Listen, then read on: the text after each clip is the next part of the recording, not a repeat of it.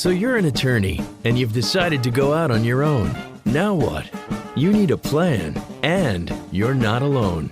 Join expert host Adriana Linares and her distinguished guests on New Solo.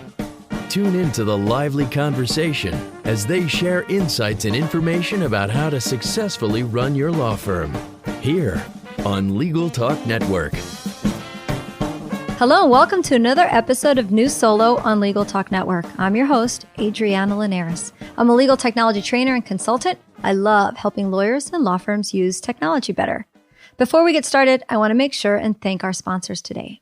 Ross Intelligence is the legal research platform that leverages AI to get to the heart of legal issues fast. Go to rossintelligence.com for a 14-day free trial. We'd like to thank Alert Communications for sponsoring this episode. If you're a law firm looking for call, intake, or retainer services that are available 24/7, 365, give them a call at 866-827-5568. Law Clerk is where attorneys go to hire freelance lawyers. Visit lawclerk.legal to learn how to increase your productivity and your profits by working with talented freelance lawyers. I definitely want to make sure and thank our sponsor Clio today because Jack Newton is one of my special guests. Clio's cloud-based practice management software makes it easy to manage your law firm from intake to invoice. Try it for free at Clio.com, and that's CLIO.com.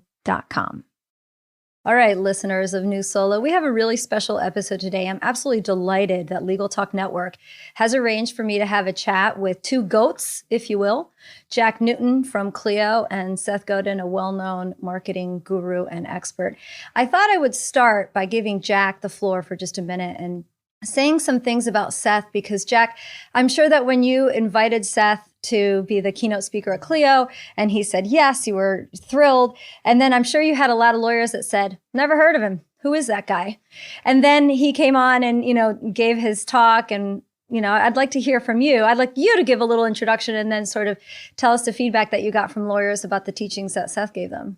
Yeah, absolutely. I've been a long time admirer and follower of Seth, and he's influenced me and the way I market and talk about and position Clio in the marketplace since we started back in 2008. And I think, simply put, Seth's one of the best thinkers on marketing on the planet. And we invited him to ClioCon to follow what I think is a pretty time-honored tradition at ClioCon, which is to bring speakers from outside the legal sphere to lawyers and present them with some ideas that will really change the way our attendees think about the world. So, one great example of that prior to Seth joining, for example, was Gary Vaynerchuk, who we had speak at a ClioCon a few years ago. I don't think any lawyer in the room knew who Gary V was when he got on stage, but everyone left that session a raving fan. And I think exactly the same thing happened at the virtual ClioCon this year with 4,000 attendees around the world attending Seth's virtual session. And I think what Seth does such a great job of is challenging the way that people think about marketing, the way they think about positioning their products and their services and their solutions in a marketplace. And I think lawyers as professionals are people that really need to start thinking more innovatively about marketing, about how they position themselves in the marketplace. And that's more true today than it's ever been. And I really think Seth gave a powerful perspective on how to think about things differently. One of the statements Seth made, I think that resonated most strongly with our audience at ClioCon was, people don't wake up in the morning with a billable hour problem. They don't wake up thinking, I need to buy a billable hour and that's going to solve my problem. People wake up with real problems that need solving. And, lawyers would do themselves a great service doing a better job of positioning themselves to properly solve those problems and really build empathy to the challenges their clients are navigating. So to me, it was such a well-positioned and a timely talk at ClioCon, and I'm looking forward to hearing what else Seth will be sharing with us today. That's great. Well, Seth, I hope you enjoyed those raving words from Jack. That was nice. Seth, I'm going to ask everyone to just Google you if they don't know who you are, instead of spending time asking you to tell us about your 19 books and all your successes. So what I really want to do is dive in and inspire our listeners to be better business owners and be happier humans. I know everyone talks about you from this perspective of being a marketing guru and changing how we look at advertising and marketing. But in all your teachings, for me, what I really get from it is you're a happiness coach to me. And I think a lot of that, stems from building a business or being part of a business that makes you happy. And you're surrounded by people who are happy to work with you and around you. I'd like to start by asking you to define for my listeners your idea of the difference between a freelancer and an entrepreneur. Because I know that a lot of lawyers will launch a business and their families and their friends will say, wow, you're an entrepreneur. That's so great. But you define those two roles very differently. And I want my listeners to start thinking about the difference between what you're about to tell us and how to move from one to the other. Because for many of them, that is their ultimate goal. It's a great place to start. And the words matter. In a minute, we'll talk about marketing. But for the difference between entrepreneurs and freelancers, I'm currently a freelancer. What it means to be a freelancer, it's not disrespectful. A freelancer gets paid when they work. They are the person who does the work. If you read my words, I wrote them. The work of a freelancer, if you want to move up, there's only one way. It's not by working more hours. It is not by hiring little versions of you that you can substitute in without the client knowing. It is about getting better clients. Whereas entrepreneurs, if they're doing their job, should not do the work. They should hire people to do the work. And the legal profession has been organized against entrepreneurs. But if an entrepreneur is running a law firm, that lawyer should never go to court. That is not their job. Their job is to build something bigger than themselves that makes money when they sleep. That every time a managing partner is in court, that managing partner is not doing her real job, which is hiring the next generation of people, getting the next cycle of clients. That is what entrepreneurs do. Figure out how to build it so that you're not the one who is doing the work. If you want to be a freelancer. Own it. Be proud of it. Don't hire junior versions of you. Get better clients instead. And make more money. I think one of the things I read about you is raise your rates. Get paid more. And I think this is something that a lot of lawyers, especially the lawyers that I deal with, they don't know what they're worth. They don't know how to value their time. They spend too much time studying things like the Clio Legal Trends Report and figuring out where to base their billable hour, where when I wish what they would do is be more creative about how they're delivering legal services and making their customers happy, their clients happy. They don't like, here are 4 words lawyers don't like to hear: customers, marketing, training, and technology. There you go. And that's what we're here to talk about. My God. So let's talk about marketing for a second, because marketing, you used the word advertising when I don't have anything to do with advertising. Advertising was all there was to marketing in 1966. And people should be forgiven for thinking that marketing is about hype and scamming people and running clever ads and jingles and the law firm in Buffalo with the fancy 800 number. But in fact, that's advertising. Marketing is everything you do that engages with your clients or anything else in the market. And we were talking earlier, Han Solo was a second-rate character in a movie. He wasn't the star of the movie, but everyone knows who Han Solo was. Everyone. Why is that? Because he wasn't an easily replaceable commodity. Harrison Ford was peculiar, idiosyncratic, specific, somebody who we needed. And when they needed to make the next movie, they needed him and they couldn't get someone other than him. And so what it means to be a new solo is to say, what work can I do with my specialty, with my focus, with the people I connect, with the way that I lead, that makes me the one and only, worth it, as opposed to saying, my slogan is, if you are looking for someone, I'm someone. Because that's not a slogan that's going to get you very far in the age of Google.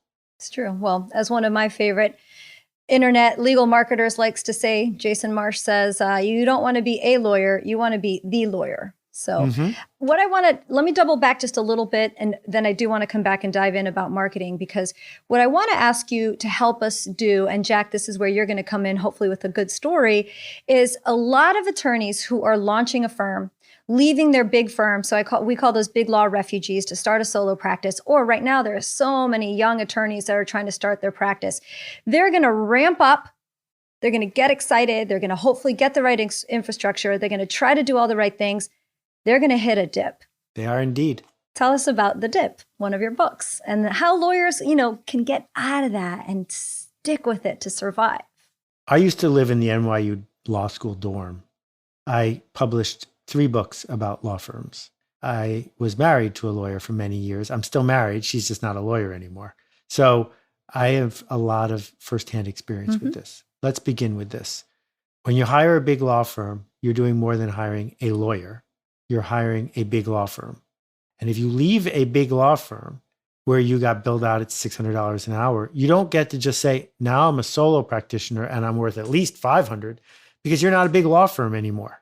And what people were buying from the big law firm are things you don't have. That's good news and bad news. It's bad news because you're not just a small version of a big law firm. It's good news because it means you can do something else. And what you can do is find a different kind of client that wants a different kind of engagement to help them go forward. And the story you tell and the story you live is critical. So the dip usually hits when you leave a big law firm after the thrill of not having to kiss up to the senior partner goes away, but right when the reality of how hard it is to get good clients kicks in. And so in that moment, most solo practitioners make a mistake. And the mistake they make is moving down in the market to say, I'm going to stop looking for good clients and I'm going to start taking easy clients. And easy clients are a problem because easy clients prevent you from getting good clients. Yes, you can probably get some guy off for DWI, but the thing is that if I'm a good client, I don't want to hire a lawyer who just got somebody off for DWI. I'm looking for something else. And the dip is that spot you have to make your way through to get to the other side. You don't get to the other side by holding your breath. You don't get to your other side by pretending to be a big law firm. You get to the other side by becoming a leader in your field. And you do that by organizing the people who need to be connected, particularly in this moment when your colleagues are freaking out, holed up in their offices, no idea how to meet. The Lions Club isn't meeting, the country club is closed. And in that moment, if you can be the organizer, if you can connect 10 entrepreneurs who need to be connected, if you can connect 10 plaintiffs that need to be connected, you will become the one and only one. Hey, let's take a quick break. We'll be right back. We're going to hear some messages from our sponsors. The legal industry is undergoing a fundamental transformation, and the Daily Matters podcast is here to give you a competitive edge. In Daily Matters, Clio's CEO Jack Newton interviews prominent legal experts to explore how solo and small firm lawyers can succeed in the current economic environment. To listen, visit clio.com/daily or subscribe to Daily Matters wherever you get your podcasts. Artificial intelligence won't outpace lawyers anytime soon, but lawyers who use AI are already outpacing lawyers who do not. With Ross Intelligence, lawyers conducting legal research leverage AI to get to the heart of legal issues fast. Ask a question on the Ross Legal Research platform, and Ross will return on-point case law. Go to rossintelligence.com today and get a 14-day free trial. Use promo code LegalTalk for 10% off. All right, we're back. We're going to keep our conversation going with Seth Godin and Jack Newton. Jack, you must hear a lot of stories from lawyers who think about quitting or changing the direction and just, hit that dip. And I'm sure you've got some stories about some who have done that but gotten out successfully. Tell us some. Yeah, I think that it is a challenge a lot of lawyers face that is really around the entrepreneurial aspect of being a lawyer and succeeding as a solo or maybe striking out and starting a small firm with a colleague from a big law firm. What I'm always surprised by is how many big firm lawyers secretly harbor this wish that they can leave behind this big firm environment and strike out on their own. And many of them, harbored as almost a lifelong dream, sometimes to the grave. And the ones that do strike out, invariably, I find, wish that they'd done it earlier. And and it's making that leap. And I've heard that story so many times, hundreds of times at this point, that I don't even want to highlight a specific example. It's just a theme I see so many times. And I think the reality is that the world has changed in a way that actually enables entrepreneurship in a way that it didn't even a decade ago, but certainly more than 20 or 30 years ago, with technology that's around today. One of the reasons you used to have to stay at a big firm was to have the technology infrastructure, the business infrastructure, the people infrastructure, just to run your legal matters efficiently. And all of that is now off the shelf. It's available in the cloud. You go and spend $50 or $100 a month on a technology stack, and you've got your law firm's problems covered. So I think what's really amazing is, just with the right mindset and a handful of tools, a lot of lawyers can go and tackle that challenge, but it's got to be with a more holistic view of how to run a law practice. It is not just hanging a shingle and expecting that people will knock down your door asking you for business. And I think one of the most powerful concepts for any entrepreneur is to figure out, what are they going to be wonderful at? What are they going to be the world's best at? And I think this is something I'd love to hear Seth speak about, just in that theme as well. Is, I think many lawyers, when they do decide to leave the big firm, hang a shingle and go out on their own, they're left with that question of, how do I stand out from the fray? And as you were just speaking about, the solution isn't to try to be everything to everyone. It's not to be the best general practitioner on the planet. It's to be really great at something specific. And I think that's maybe the challenge for many people, and where they get stuck is maybe figuring out, what are they actually best at, and what truly fulfills them when they do it. And then how do you double down on that and actually start building gravity around that in the marketplace? And I would love to hear you speak to that, Seth, because it feels like where most people get stuck. Well, the first thing is, you didn't shine quite enough light on what Clio does. But from my understanding, it makes life a lot easier for the solo practitioner to not worry about that. Because let's be clear, having lived with hundreds of people in the NYU law dorm, they wanted to be cogs in a giant machine. They signed up to give up 3 years of their life to qualify to go on that thing at Cravath or wherever, so that someone else would take care of all of these things and they could just put in the hours and grind it out. And one day you wake up and you realize that's no life, and that there is no later, there is only now. And so I'm thrilled when an organization like Clio shows up and offers infrastructure and moral support to help say, well, you know what? You don't have to do all of the stuff. You can get to do the hard stuff. But what's the hard stuff? My grandfather was the dean of bankruptcy lawyers in New York City, and had a fine practice with not that many people. He was the first president of Polaroid. Edwin Land offered him stock in exchange for incorporating the company. He took $75 instead.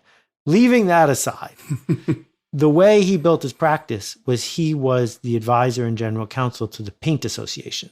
And all the Sherwin-Williams and Pittsburgh Paints and everyone else, they would have meetings. And Yezo would show up and for free, just like hang out with the paint people. Fulfillment doesn't mean that you were born to be a trademark lawyer, or that you were born to do commercial work for people who make paint. Fulfillment comes from the style of interactions you are having with people. That what it means to be fulfilled, whether you're a doctor or a lawyer or a candle maker, is, are you proud of the work you did? Not, can you tell me the specifics of your client? People who go into the music business and end up working in the mailroom of the music labels aren't in the music business. They're in the mailroom business. And the same thing is true when you choose to be a lawyer. So if I was starting today as a new solo, I would do something like realize that there are 1,000 to 10,000 companies that have been wronged by Google's monopolistic antitrust practices. Start a newsletter, put on Substack if you want, analyzing one after another this theory of the case. You will find that your idea spreads. Your phone will ring because you will, within weeks, become the world expert on this topic, right? Or discover that there are 50 up and coming entrepreneurs in your community, many of them women, people of color, people who have traditionally not been embraced by the power system. Organize them. Figure out how to have 4 Zoom calls a week in which 6 to 10 of them come to check in with each other. The very fact that you're the organizer of that call will give you joy and will give you business. You're not there to pitch business. You're there to help people surface their problems. And then on their own, they're going to say, well, who's the best lawyer I know? Oh, this person, they're in the room with me. And this is not the same as saying, we're one of the 5 biggest law firms in America. You have a law firm problem. You should hire us. They're totally different ways of being in the world. I'm going to jump in and step back and comment on a couple of things Jack said, and then ask Seth another question, which is, Jack, I get those emails. I always joke around that when I walk into a law firm, or, lawyers hear about me or listen to the podcast, I become the bartender and or the hairdresser for them. And they pull me aside and they're like, hey, I'm thinking about going out on my own. I just got one yesterday where this attorney from a big firm says, I've been listening to your podcast. I'm thinking about going out on my own. So yes, that I think is a secret dream for many of them, but they're so afraid because they're so risk averse. I can tell you, and I'm telling them, not the two of you, this, I have personally yet to meet a lawyer who has done that and has failed. You today have all the resources to build a successful practice. If you want to be a solo that just works from home and services corporate clients, you can. The information's out there. So that's the first thing. The second thing is, I want to remind everyone that it does not cost today what it cost 12 years ago to launch a law firm. So 12 years ago, when a lawyer called me and said, I want to leave my firm, what's it going to cost me? I'd say, oh, well, you're going to need $8,000 for the server. It's going to have Exchange on it. You're going to need a network. It was terrible to have to say to a solo, you need $8,000 to $10,000. Today, you can start, how do I know? Thanks to Clio and many of its partners and all the other technology that's out there. $500. If you have $500 a month for a budget for the infrastructure for your firm, you have more than enough. That's a lot of budget room I've given you with $500. So the technology is out there. The information is out there. The clients are out there. What you've got to do is figure out what you want to do that's going to make you happy, which is where I want to turn the conversation back to both of you, which is niches. Okay. I tell lawyers all the time, you can't be a PI lawyer. Pick a niche, because everyone's a PI lawyer. Everyone's a family law lawyer. So I love hearing stories. As a matter of fact, I have a YouTube channel station on Litera TV where my focus is one thing. I interview lawyers that have weird and wonderful law practices. I had the elder fraud fighter, military defender, cruise ship lawyer. They're amazing. And I'll tell you this, and this is where I want you to jump in, Seth, is they are so much happier than the lawyers I talk to who are not passionate about what they do, who are just cogs in a wheel. When your heart is in it, especially as a lawyer, because it's such a stressful job, life is different. Yep, for sure. So the hardest part is selling lawyers who have been indoctrinated since they got their first A when they were 7 years old into deciding to be happy instead of deciding to win a game somebody set up that you can't be happy at. That game, the game of what was your score on your LSATs? Where did you go to law school? And how big is your firm? If you want to play that game, you should turn off this podcast right now. Thank you. Yes. If you want to play a different game, which is, I did work for people I care about and I'm proud of how it came out. And those interactions are the key. And I'm not going to be embarrassed at the fact that I am a cruise ship lawyer, because so what? Why is that worse than being somebody who got Monsanto out of trouble? It's not worse, right? And so where we begin is understanding that good clients have some things in common. Here's what they have in common. Number one, they have money to spend to solve their problem. It's possible, hopeful, that you will do enough pro bono work for people who don't have money. But let's begin with this, that if you need to pay the bills, clients with money to spend to solve their problem, all other things equal, are better than clients who don't have money to solve their problem. Number two, You would prefer to have clients whose lifetime value is higher, not lower, meaning that a client who has an urgent problem that can be solved in 5 minutes and you will never see them again is not as good as a client that is going to need your help for years to come, because it costs just as much to get either one, right? And the third thing that makes a client a good client is they tell their colleagues. That good clients demand better work from you, and in exchange, good clients spread the word. You don't want clients who demand anonymity. So what we end up with is a whole list of industries where we can show up because those clients are all there just waiting. Mm-hmm. And I mean, I'm in 7 of those industries. And when someone says, oh, you have a contract with AOL, I know the person who's done 19 different deals with AOL. Well, who else would I hire? You're the AOL lawyer, right? And how much does it cost? Well, you can charge me by the hour, but that would be stupid for both of us. Why don't you just charge me based on it working? Because you'll make more money and I'll sleep better at night. Jack, surely a lot of your clients and customers are in niche practices. And do you get that same vibe from them, that when it's something, if you're a musician and you're practicing some sort of music law, you're passionate about what you're behind? Absolutely. And I think it just speaks to a really basic human need, which is, I think, the desire to be really great at something. And I think all of us would rather be really great at a specific thing than mediocre at a lot of things. And unfortunately, a lot of law practices are structurally set up to be the latter, and they're trying to be the lawyer that can solve every problem for whoever happens to walk in the door. And I think one of the more powerful concepts I've come across in business is just this concept of the flywheel, the concept that Jim Collins talked about in Good to Great.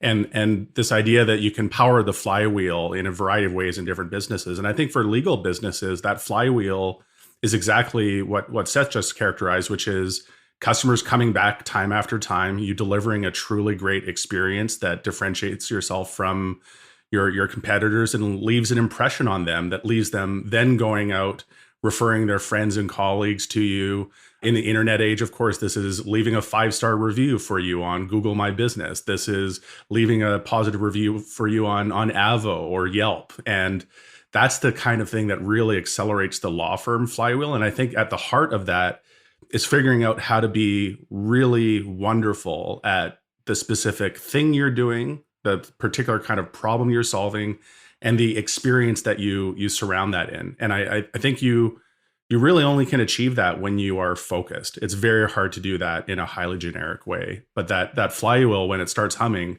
is pretty unstoppable. Seth, one of the things I heard you say in an interview, and I can't remember if it was with Jack or something else, was you should be spending a big part of your day referring potential clients and customers to someone else who's the right, better fit. And I think this is something that when a lawyer is starting out their practice and they hear that, they just die. They go, no way, I'm getting business in the door. I'm not going to refer it out right away. But I think to encourage them to believe that that's the right thing to do if you're going to pick a niche and focus on it is key. Right. So I don't know how much of your day you need to spend doing it. What I was saying is if you're not doing it, then you're lying when you say you want to be a specific. If you want to be a specific, then it means that anyone who asks you to be a general, or anyone who asks you a question that someone could answer better than you eagerly send them to someone else without some backroom deal where you're going to get paid. Yeah. Why? Because you've just earned trust. And trust is what they've got in bushels at Cravath, right? That's all they've got. And you don't have any. And you're going to earn trust with potential clients, with industries, and with your peers by saying, no, I could do that for you, but this person does it better than me. And if you're not willing to say that, then let's be clear, you've already announced to yourself that you think you can outwit your clients. You can't. Your clients are smarter than you, and they're going to figure out that your willingness to take on any deal means that you don't really care about your specific promise. I have to say from a personal perspective, In the past year, I've really gotten to doing that because I got really stressed out. Dealing with lawyers is really stressful. And I would take on projects that, I could do. And the payoff was going to be really good. But I'll tell you, I am so much happier and more empowered when I say, I don't want that big chunk of money because my mental health is better. It's a very hard thing to do, especially when you're a solo practitioner that really doesn't make that much money, but you make enough to be happy. But to do that, I can tell you guys, my listeners, as someone who has lived that, it's a game changer for everything in life. And it's important to grasp that concept and then just try it once. You'll feel better. Yeah. And beyond being a symptom. So again, never having practiced law, my career was over shortly after my first New York Times bestseller because I was just burnt out, and I hadn't written anything for 10 months. And an unknown writer named Malcolm Gladwell sent me a book that he had written called The Tipping Point and asked me for a blurb. And the thing about authors is we blurb each other's books all the time. Sure. Tim Cook doesn't blurb a Samsung phone, right? Because the mindset of most industries is hoarding, but authors encourage each other. Well, after I read his book, I realized in the back of my head, I'd been thinking of a book all along, and I wrote a book in the next 2 weeks. I wrote the entire book in 2 weeks called Unleashing the Idea Virus. And I reached back out to Malcolm after I'd blurbed his book, and I said, Malcolm, you clearly inspired this. I won't publish it if you think it's too close to your book. And he wrote the foreword for it. Awesome. And that's why my career came back, because I got unburned out. And Malcolm has benefited. I have benefited. The world did not get smaller because both of us are in it. It got bigger. And if you think about how you can become an indispensable center to any community of lawyers or non-lawyers, it will always pay off. There's not a scarcity problem here. We are living in a world of abundant problems. Mm-hmm. And if you're a problem solver, you're not going to have to worry about being busy. I just want to tell my listeners you mentioned your book, Unleashing the Idea Virus, and I think there's a lot of similarity, or I have them kind of in the same column in my mind as tribes, which is finding people who have something in common. And what I want to say to lawyers is create a movement, and it doesn't have to be around the law that you're practicing. Just create a movement, create a community, get that buzz going about you and what you're doing, especially if it's something you're passionate about, and the word will get out about your law practice. And I think that's just something that, they have a hard time. Lawyers are notoriously risk averse, which, they all say, I hate change. I hate when people say I hate change. I love change. I live for change. So as a change agent with these lawyers, having to tell them that they're going to have to change the way they're practicing or what the technology tools that they're using are, it's hard for them. Also encouraging them to sort of find ways to create. Oh, the other thing is not only are they risk averse, they're not very creative. Sorry for my creatives that are out there. I know they're there too. So I really want them to think about the opportunities that the internet offers and being able to create that community and that buzz. So now let's flip back to really, what everybody wants to hear from you, Seth, is marketing. So you said something really interesting in another interview, and I loved it. You said, part of marketing is everything that touches the client, not necessarily ads and advertisements and banners. And one of the things you said, which resonated with me, because I'm not a lawyer either. I'm a technologist. I work with technology. Lawyers practice law. I practice technology, and we work together. One of the things you said was make it easy to work with your clients. So don't send them a PDF when you can send them, well, you said Google Doc, but in my mind, I was like, Word. When you said making it easy to communicate and work with your clients is part of your marketing campaign and your marketing plan. And I cannot tell you, I wanted to hug you when I heard you say that, because this is one of the things that lawyers hold to their chest is their product. And they want to make it harder, whether they know it or not, for not only their clients, but, even in the case of an opposing counsel, I look at my boyfriend sometimes. I'm like, why did they send that to you in a PDF? We're going to convert it to a Word document anyway. Why make you go through the hassle? Yeah, I'm working with another lawyer starting just a couple of days ago, and I'm stunned at the lack of technological innovation, sophistication. So, for example, I'll make your life easier, Seth. Putting the contents of the note in the subject line of the email, or not using a secure shared doc to have me upload my social security number and everything else. Nice. But going back, I mean, it probably will work, but it's nothing that makes me feel confident and comfortable. And it's not remarkable. You have a huge opportunity right now to say, whatever field you choose to be in, that part of what you stand for is that this is gratifyingly fast, easy, secure, and will make you feel smart. And so, one of the things that I could easily see a lawyer doing is coming up with a practice where they represent both sides in a deal and using shared docs, forms, making it really easy for people to lay out what's important to them, and being the person who crafts with both sides the deal that they can then take back to their lawyers for approval if they want. But the thing is, technology, the network effect, this ratchet of things moving forward because we do them together, this is happening to the law whether you want it or not.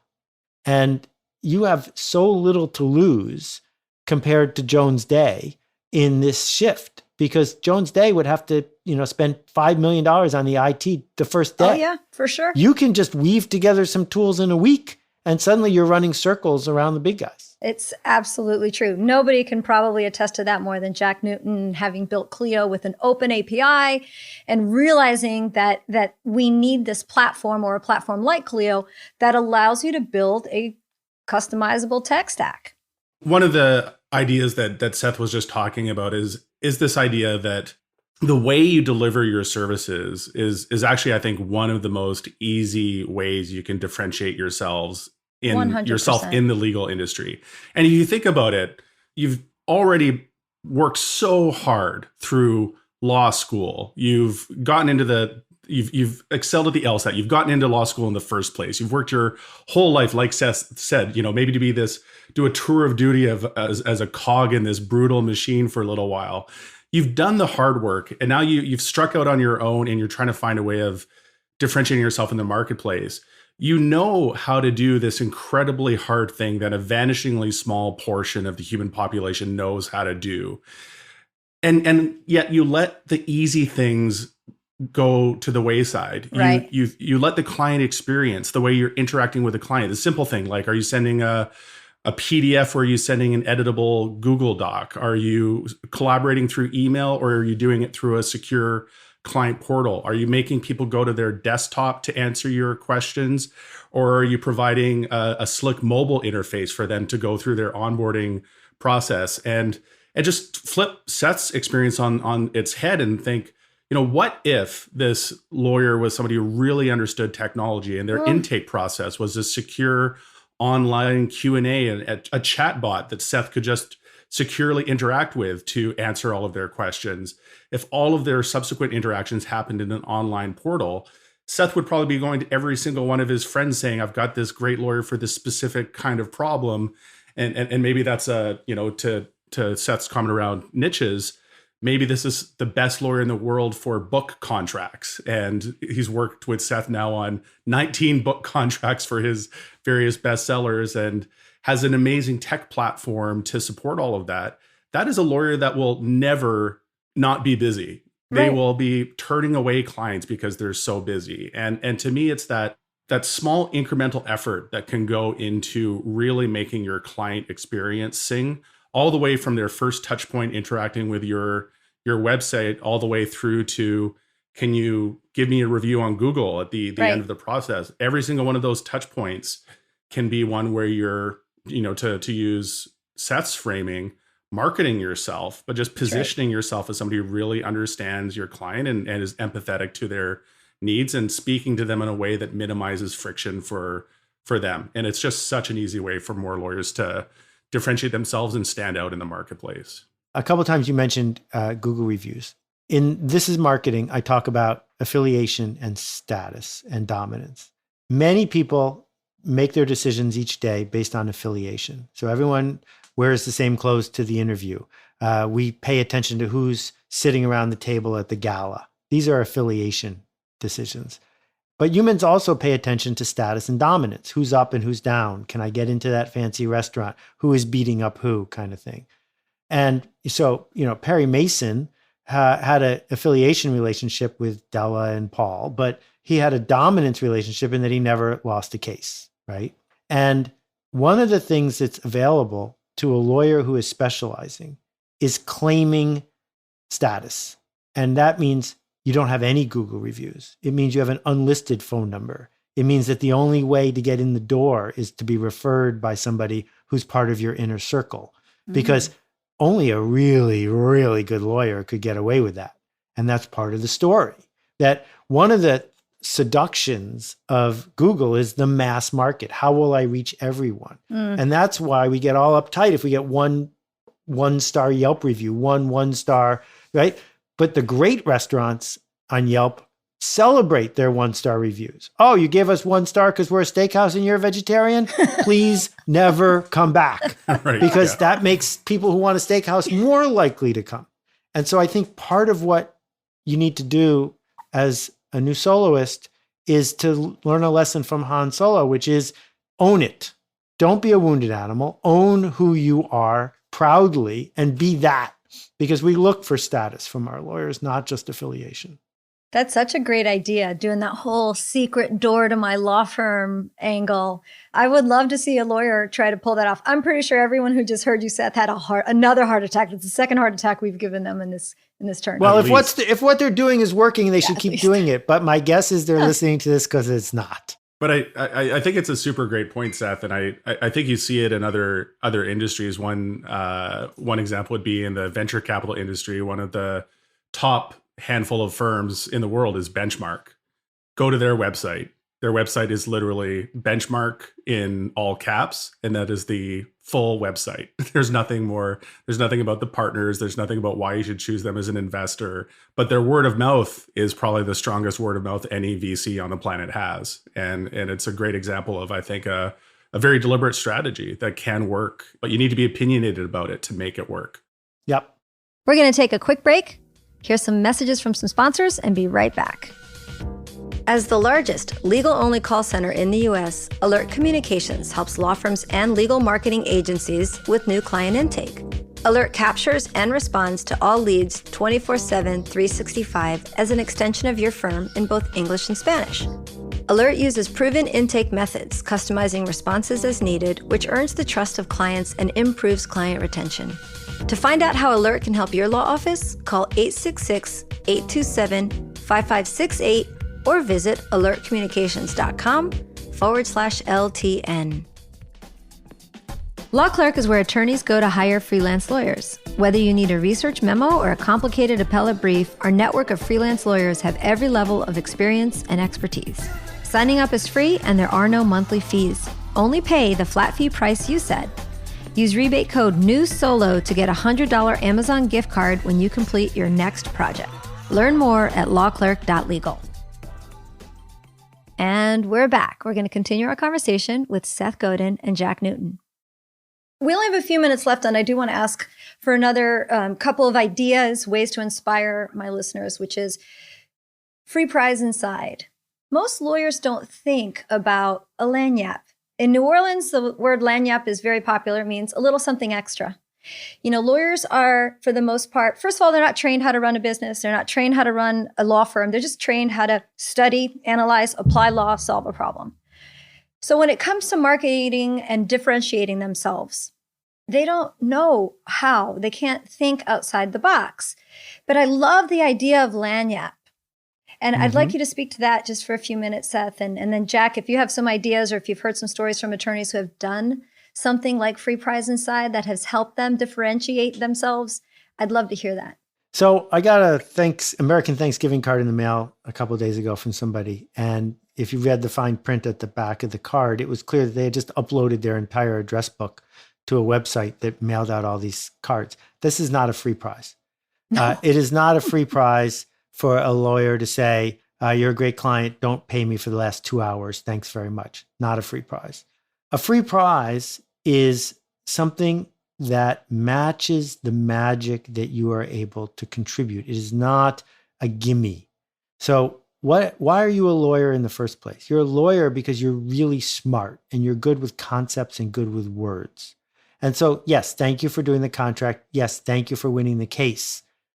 But now you're going to talk to me for an hour and a half about the strategy that I'm approaching the world with, and you're not going to charge me for it because it's not legal advice. It's just a smart colleague sitting next to me because we are aligned. That's a free prize, right? That what we are talking about here is not a hustle. No one wants to be hustled. No. We are not talking about this whole idea of how do I grab some attention from someone who doesn't care, right? Like if you were my lawyer 4 years ago on a matter and you call me now, I don't really want to hear from you because we don't have a relationship other than the fact that you said you'd give me some of your time to work on this problem. But because we never built another bridge, because it was even Steven at the end of the deal, even Steven means we are apart. Nobody has a happy relationship with the person who has the mortgage on their house because every month you pay the money, now we're even Steven. What we're looking for here is to create uneven. What we're looking for here is to create actual bridges that aren't part of a hustle, but you're doing them because you can, because you see something, because you can say something, because you've earned my trust. And to do that and not charge me because it's not legal work is appropriate. I don't want free legal work from you, but I want to be seen by you. Yeah, I think, agree with everything Seth said. And one of the more influential takes I've seen on this free prize inside kind of concept is from Chris Dixon in the Effortless Experience. And he talks about the fact that if you look at the kind of response curve of clients of any kind or just consumers of any kind, the ones that see the loyalty and customer satisfaction that is created once you've met expectations really plateaus pretty quickly, and going into exceeding expectations is actually a game of diminishing returns. So whether that's the card in the mail or some other surprise and delight thing at the end of an engagement, while that might feel good for everyone for a microsecond, it turns out that clients pretty rapidly forget about it and don't actually put a lot of value in it. And then when you shift that question and say, what do they actually value? They actually put a lot of value in exactly what Seth is describing, which is make my overall interaction with you more valuable and make it more effortless as well. The little touch points that Seth's talking about, like rather than sending me this hard to fill out questionnaire in some format that I need to load up on my desktop PC, make it effortless for me. That is actually the thing that consumers massively value in today's marketplace. And the place you should be investing that incremental effort is I think not in the surprise and delight, over exceed expectations, but actually do the meeting expectations as clearly as possible and as effortless as possible. And the old adage maybe of under promise and over deliver is actually maybe entirely wrong. Maybe it's promise exactly what you're going to do, deliver exactly what you said you're going to do, but make that as effortless as possible throughout the entire process is what I believe is the winning formula. Well, and this is where I'm going to make my usual pitch for technology, where technology can, if you're using it right, which isn't hard these days because it's easy to use, it's affordable, it's easy to learn. When you empower your practice with technology, not only are you creating that effortless experience, not only are you creating those free prizes along the way, you are reducing your own stress. You are making it easier for you and your staff and everyone else to see the life cycle of a matter, to pay. You don't wake up in the middle of the night going, oh my God, did we remember to file that thing? You know that you did because a box was checked off. So for me, everything, unfortunately, comes down to technology and using it right and not hating it. And don't hire an attorney who said, oh, I'm a dinosaur. I got a secretary that does that. And I think my point is reduce stress, use it right, make your life easier. I don't think technology makes a lawyer a better lawyer. I think technology helps a lawyer be less stressed out and have a better relationship with clients. Correct.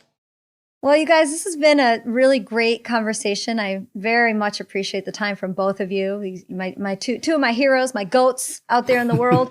Jack, what you have done for the legal community with Clio and the inspiration that you have given even your competitors to build great products for lawyers has certainly made my little life easier, but I know it has improved really the lives of many, many, many lawyers out there and their staff and there's, and everyone that lives with lawyers. So thank you. Thank you for that, Jack. It's always a pleasure to talk to you. And Seth, this has really been a thrill for me. I'm I'm a fangirl like everybody else, and I read your books and your blog every day, and I hope every lawyer who hasn't heard about you and doesn't know who you are goes right now and Googles and just absorbs some of these great ideas that you have shared with us and with the world. So thank you very much, too. Oh, it's a privilege. Thank you both. Thanks for having me. Thank you, Seth. All right, everyone. Well, unfortunately, we've reached the end of our time together, and it's a bummer because what a great conversation we're having. I want to make sure and thank Seth and Jack so much for taking the time to talk to us today.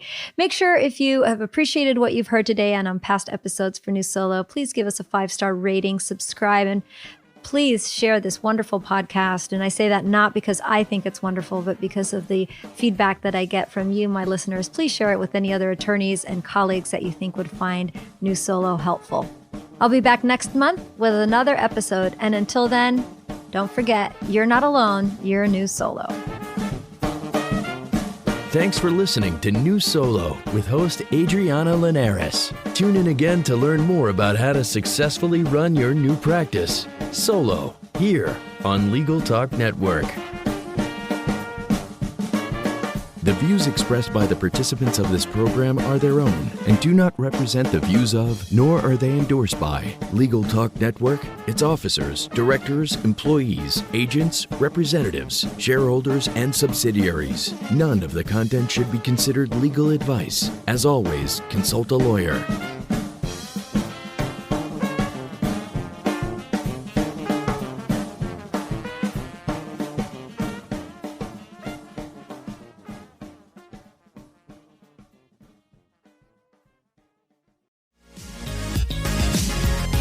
The Paralegal Voice is your go-to podcast for conversations about the latest issues and trends within the paralegal community. I'm Carl Morrison, and together with Jill Francisco, we host the show and examine the topics important to those seeking to grow their career. The Paralegal Voice can be found on Legal Talk Network or anywhere you get your podcasts.